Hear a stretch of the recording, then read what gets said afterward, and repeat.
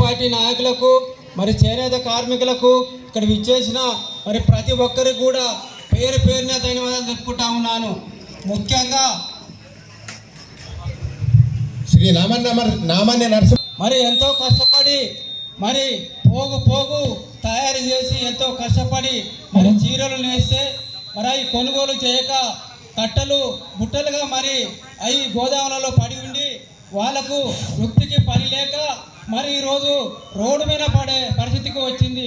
ఎందుకంటే అన్నం పెట్టేది రైతైనా మన శరీరాన్ని కాపాడేది చేనేత అన్నలే.